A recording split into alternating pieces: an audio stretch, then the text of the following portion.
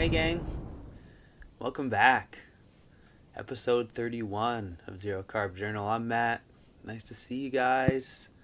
Thank you so much for following along, for all your support, comments. Loving it. Loving having you guys along for the ride here. Thank you, thank you, thank you. Thank you. I can't tell you how much this all means to me. It's been so great. So, hey, morning everybody. Saturday morning, it's early. It's 6:15, 6:20, something like that now.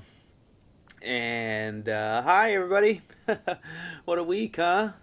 Thanks for watching my whole movies. Yeah, I wanted to share that with you guys. That was such a great event, and or week for me. I had a really wonderful week visiting my family, and everything came together really nicely, and I was happy to be able to share that with you guys. I really enjoyed playing with my video stuff. That was kind of the first chance to start to play with my new things and trying to edit things, and so yeah, that was a lot of fun. How good is my brother at that steel guitar? Man, he's only been playing that for a couple years, if you can believe that. He has been woodshedding like crazy. I'm so proud of him and impressed. That is such a cool instrument. He's so talented. So yeah, thanks very much you guys for sharing that with me or coming along for the ride. So yeah, my week, man, you guys, geez, holy cow. I had no idea how much that whole work thing was putting the kibosh on my deal here. Oh, not really. I'm just so fortunate to have this time off, and I am sure appreciating it after that long pull of work. So yeah, so I went and visited my folks last week. I was there from Wednesday to Sunday. So I was there for the 4th, and it was so nice. You know, I only get there once a year. They come up and visit a couple times during the year, but it's hard for me to get down there. They're only a few hours away, but my car doesn't go that far, and my truck is always on the fritz, and I got it put together, and it's just an old farm truck, so it's not like it's that bad. It's just not suitable for road trips. I just don't have a road trip rig right now. So anyways, it was great to get down there, and I was able to coordinate with my brother and sister, and they both were able to make it down. My sister and her guy, and my brother came down to play his steel guitar and hang out, and God, it was just great, you guys. It was I just totally relaxed. You know, I did some firewood chores prior to going down there, and then I just got down there and chilled, and boy, I really needed it, and it was great. So really enjoyed my time there. It was really wonderful to spend time with my family. I'm so fortunate, and they're so supportive. It was really great. So I stayed the course in terms of food when I was down there for the most part. I just ate my burgers. I did bring some beef ribs and smoke those with my dad's awesome smoker, and that was really fun.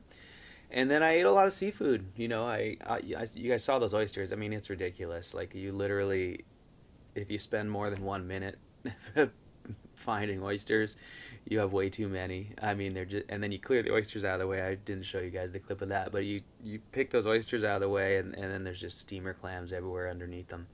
So yeah, so I ate a few steamer clams. I didn't eat many. I didn't care for them that much plain. You know, I used to eat them with a lot of garlic and lemon and celery, and steam them all up with white wine and all that. And it's not that I miss that. I actually really like what I'm eating as always, but I did find that the clams were not that appealing to me plain.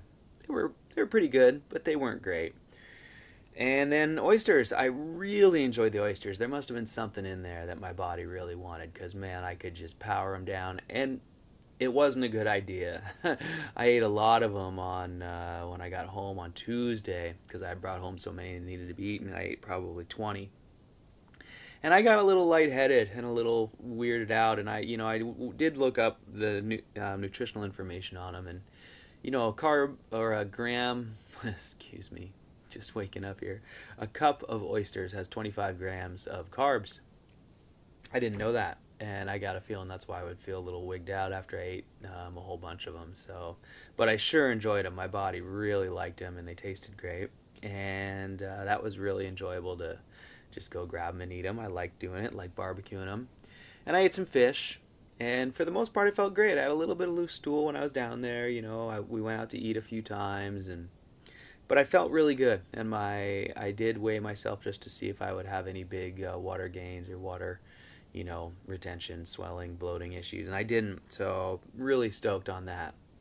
For the most part, I've been staying to my 2 pounds a day, although I did kind of lose track and let myself go off course a little bit. So my weight is sort of just maintaining. I'm pretty much 135, 136. I was 136 this morning. So I'm just about at my goal weight. My clothes all fit good. I'm not going to ramp my eating back up, but I'm going to let go on the tracking a little bit, I think, the next couple weeks. And, I might keep heading down a little bit through the rest of this month, but I'm pretty much where I want to be, and what I don't want to do is just bounce right back up again, so keep my eye on that. So yeah, so I got home Sunday, and I've had an unbelievable week, you guys. It has just been so good. That was my first week of vacation last week, really, and I went and kind of took care of what I needed to take care of, going visiting my folks, and got out of here and put my firewood down and just got away from my chores, and it felt really good. And then I got back here, and I did get back to work a little bit, not paying work, but I got, I did do some paying work. I got back to my firewood and started picking away at that, and I got back to my stove work. I have a custom design on my desk that's for a customer who's hired me to do that, so I've been working at other paying work, my stove work, which is what I really would like to focus on anyways. So that's been really nice to get back to.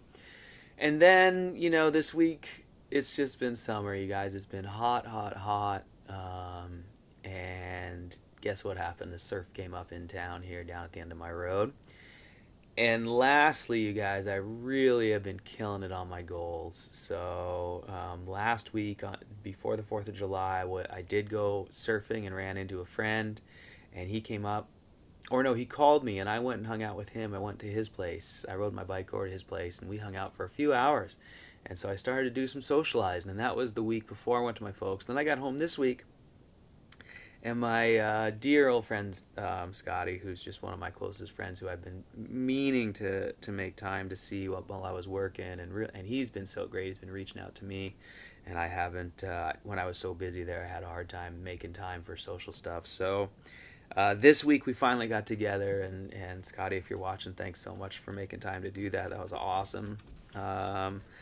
And yeah, friends, I got together with someone who was really important to me, and we went surfing together.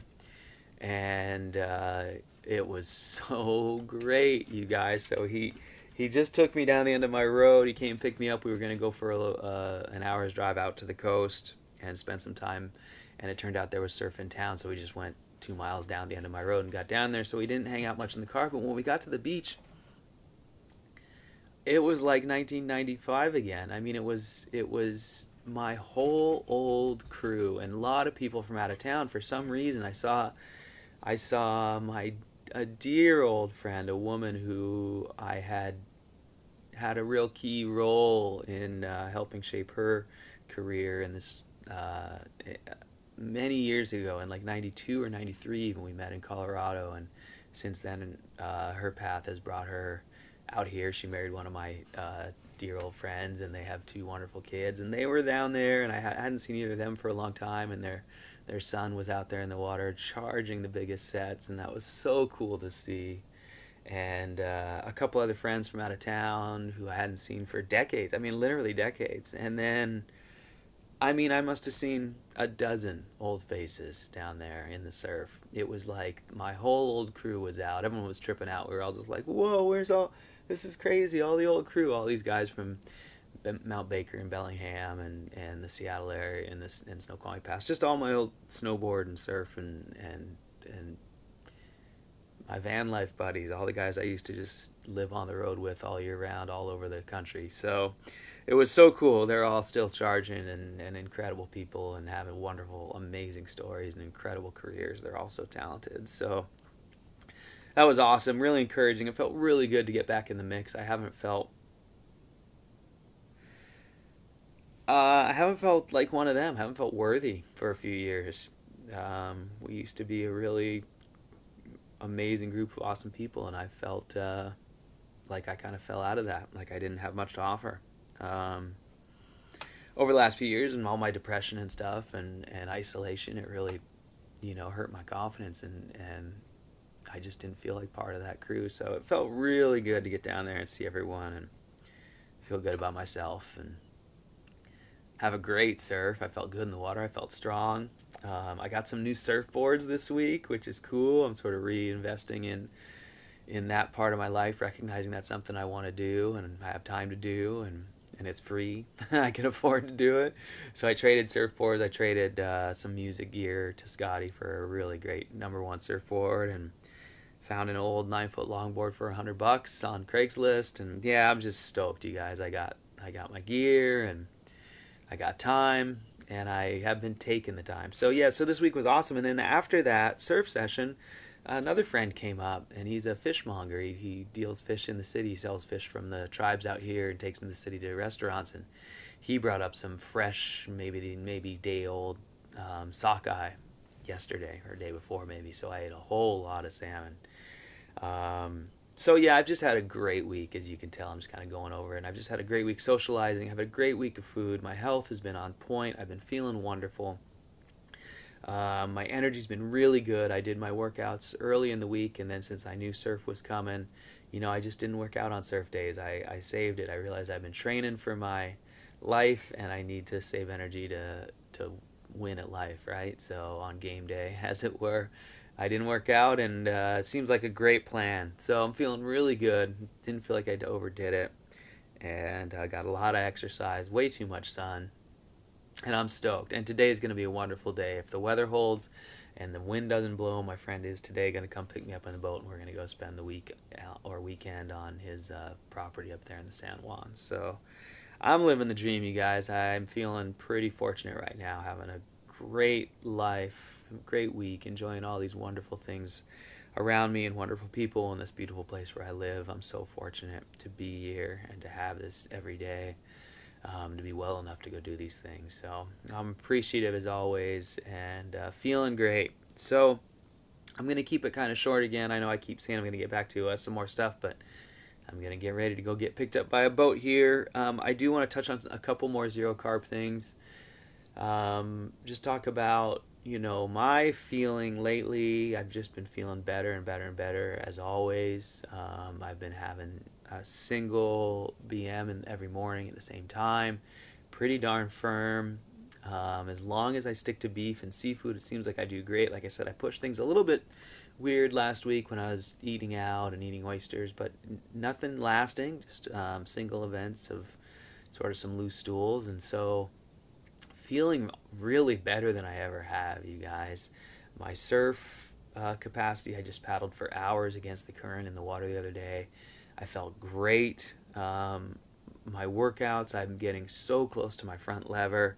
I feel like I've pretty much got it. I need to film it and do an update on that, because my goal is to get that before I turn 50, and it looks like I'm going to get it, which is really exciting.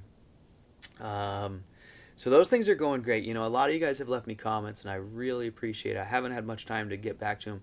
There was one comment that, I'd like to talk about, but I'd like to go more into depth. But one of you asked me to talk about sustainability, and that's a tough one, and it's something we struggle with. And I'll just give you a brief overview of my views, and real quick, and maybe go back into it farther at some point. So, eating zero carb is hard for those of us who have for a long time prided ourselves on living a sustainable life, a self-sufficient life. I read all of the John Seymour books, and I'm a big Rosedale Press fan, and I've been a permaculture guy, growing my own food for decades now, trying to have as little of an impact as I can. And yeah, zero carb takes a little bit of reconfiguring your brain around what you've been told, and that whole process.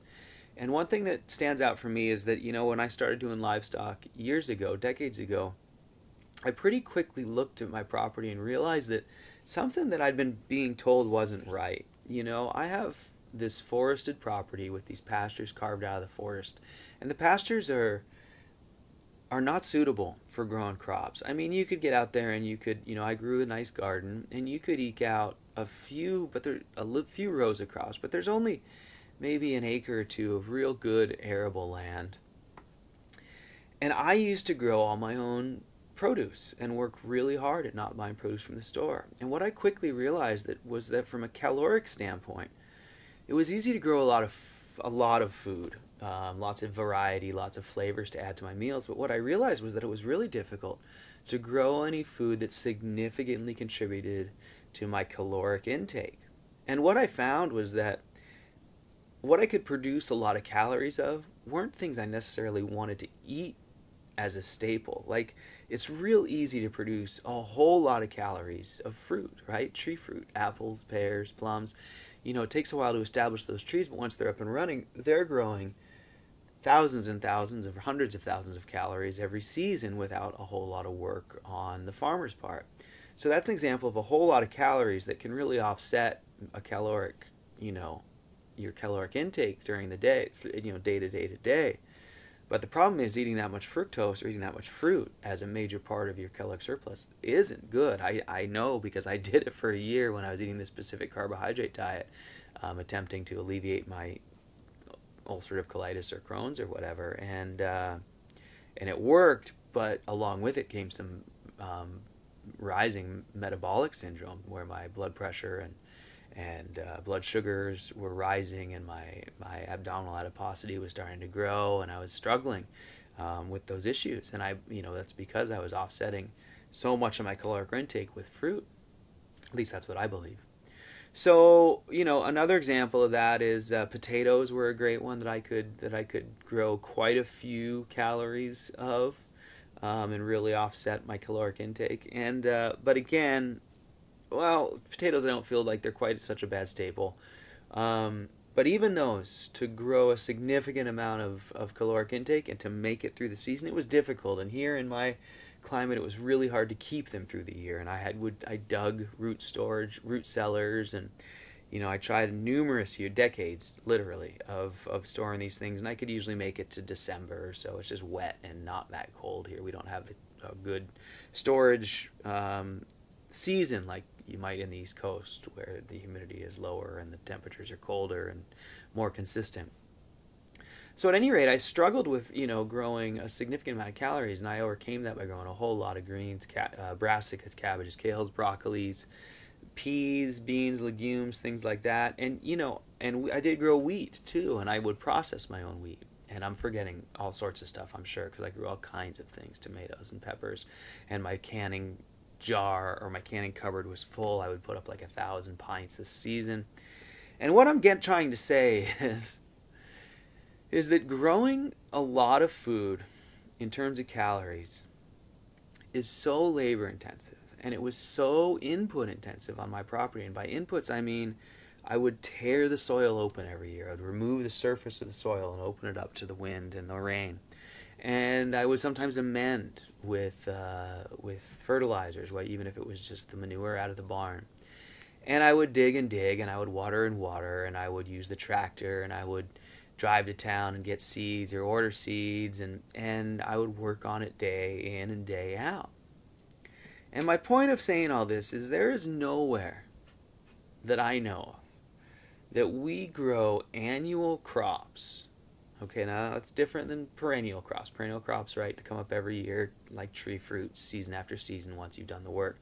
But annual crops, what people think of, crops that require new seed every year and harvest every season, that people think of when they think of plant-based whole foods diet and offsetting our footprint and all that. All those annual crops, soybeans and all the legumes and all the brassicas and all the things you see in the produce aisle for the most part, those require large inputs of energy, large inputs of fuel. They require tearing open the soil. They require opening up the earth and exposing the dirt to wind and sun and rain. They require amending. They require fuel to tractor, fuel to transport, buying seed, and a lot of water, carrying the water and the nutrients off. I just don't buy it. Okay, now I'm not going to go into the science people talk about. I just had a wonderful conversation with my sister. I need to get her on and sit down and do a conversation with her about this. She's a conservation, has a master's degree in conservation, is a specialist in conservation, and is the lead conservationist at a major zoo with a big staff, and it's what she does all the time. And we have great conversations about this stuff. And, she's like, well, what about the water use? I say, whenever we read about livestock operations and sustainability, we're hearing about the worst case scenario. And I know that factory farming does have its pros and cons, and I'm not gonna harp on it, but I don't believe, I know that ruminants are meant to eat grass, and I know that there's grass out there for them to eat. I don't believe that we need to be feeding them soy and things like that to raise them more quickly. People argue that it offsets their carbon emissions because they don't fart as much, and we slaughter them sooner so they don't make as much gas, and there's science that shows that's true, but they also aren't helping pasture, which sequesters carbon back into the soil and offsets the emissions from their farts. And as well, large manure pits are one of the major causes of the greenhouse gas emissions from livestock manure. It's not the cows themselves, it's the way we deal with their manure, and so on and so on. There's so much nuance to this conversation that it could be a 2 hour long conversation. But really the gist of it to me is that when I raise my cows and sheep out on my pasture and on my property, the contrast between what it takes to raise calories with plants is so stark with regards to inputs, with regards to impact on the land, with regards to the things I need to bring into this land, fuel I need to use. The cows and sheep on my property, a woodland that they can browse with some grass and trees, and the ability to fences so I can move them from pasture to pasture, periodically, so they always have fresh grass, and so they're never really damaging one area too much. My inputs are so low, they're really negligible. I don't water them at all. I don't irrigate them. Yes, they drink some water out of the stream. I not out of the stream, but from my spring water, I route it over to cisterns for them. But it's water that just is passing by the property. But they do drink water, but I don't irrigate. So they, the idea of using water, I don't hay them. They are on pasture all winter. I haven't bought hay for years now. So there's no inputs. There's no fuel input at all. I mean, I buy fences, but that's a one-time installation thing if I do it right. Never seems to be, but conceptually it is. But I don't use any fuel. I don't use any feed. I don't amend. I don't water. And so, my opinion is that we do all of it wrong. We raise livestock wrong. We feed them people food. We grow food places that could grow food for us. We try to grow our livestock everywhere that we are. That's just inappropriate. My feeling is, and then going back to the plants, when we grow plants, we use horrible methods. We use huge machines, and we tear open huge tracts of land, and we send tons of fertilizer down into our waterways, and we remove the topsoil and lose the topsoil, and we use giant tractors and tons of fuel and all kinds of fertilizers and all kinds of chemicals. We use broadleaf plant killers and glyphosate, and all sorts of terrible things that we don't need to do when we raise livestock. So my point is that we do all of it wrong, first and foremost. There's so many humans in the world. We are going to have an impact on this planet. Eating just rice isn't an option for every human in the world. Eating just meat isn't an option for every human in the world. We're going to have varied diets. Not every person is going to eat the same thing. What a world it would be if we all were just forced to eat one thing. I don't think any of those arguments really work. People say everyone can't do that, and everyone can't do that. Well, everyone can't do any one thing. In addition to that, I think, like I said, we do all of it wrong. So growing plants, we use super high impact methods rather than sustainable local polycultures of mixed crops using sustainable practices, growing them in the appropriate places. And then I feel the same way about livestock. When they're grown in their appropriate, proper and accustomed lands, they eat grass on grasslands that don't grow crops. They don't need irrigation. The problem comes when we just try and bring them everywhere and grow them in the desert and grow them in the tundra and everywhere else. So we need to match our land to our use better. Of course, there'll be transportation costs.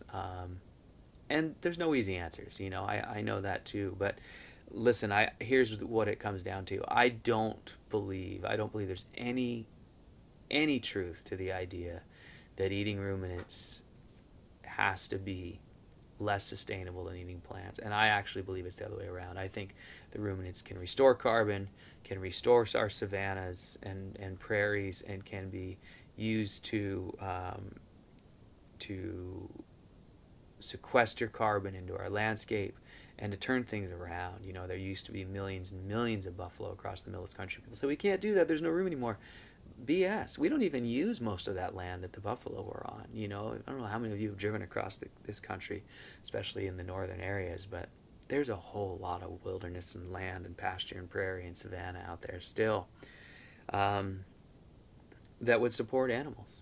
So, you know, there's 40 million plus deer running around in the woods out here that we don't even deal with. They're just eating everything else, you know, and there's all those lawns.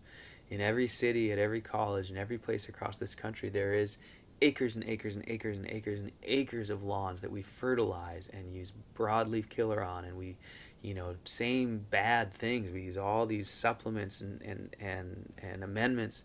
We wreck the soil, we wreck the water, and for what? We grow this great grass. I mean, it's almost like we're growing ourselves all this soy and potatoes in our front yards and just throwing it away. We are growing food in our front yards and we throw it away. We mow, we pay to have someone come, we buy fuel to mow that grass a couple times a month, all summer, and then we throw it away. And that could just, you know, there's probably enough grass on all the lawns in America to feed livestock for half the country. You know, I'm just making that up. And I realize there's a lot of difficulties in getting from A to B there, from getting the grass into the cows' mouths. But my point is it's BS. There's land, there's arable land that can grow grass. I mean, it's our front yards. There's arable lands all over the place that can grow grass. You know, and then we can get back to growing really good food on the real arable land instead of soybeans for chickens or whatever it is we're doing with it down there in Brazil. So I get pretty fired up about this topic, and I could go on and on and on. But, you know, my take on sustainability is you really have to take the whole picture. You have to look at it with an open mind, and you kind of have to forget all the things that we're told, and you can't just take science as science. And, you know, my lovely sister, she is a well-educated conservationist, and what's nice about talking to her about it is she will equally throw out the studies on both sides. You know, I tend to throw out all the ones I want to, all the plant-based ones. But, you know, she does a great job of balancing me, because she does show me that there are problems and that it is, I mean, we have too many people.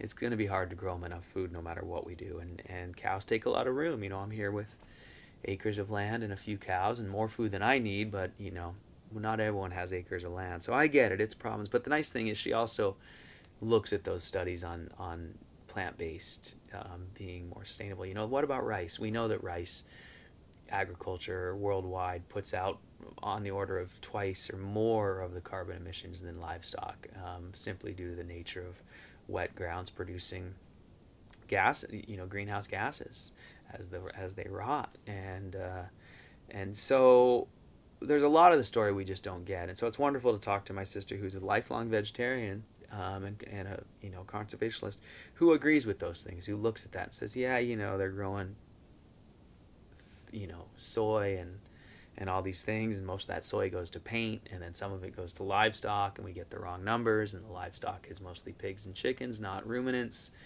and on and on and on. So there's holes in all of it, and I'll tell you what, when I hear people argue vehemently on one side or the other, my feeling is those are people who've never spent any time actually raising livestock or around livestock, or even growing plants or growing their own vegetables on a farm, or even a big garden, because all you have to do is have one big garden, and you know pretty quickly that something isn't right with the stories we're being told, because there's a whole lot of work and there's a whole lot of inputs, and tearing open that dirt every year is not sustainable. You know, you just have to do it yourself on your own piece of land for a few years, and you quickly realize that your soil is losing nutrients and you're losing topsoil and you're tearing it open. And yeah, it becomes pretty obvious when you actually get your hands dirty and try and work your own piece of dirt.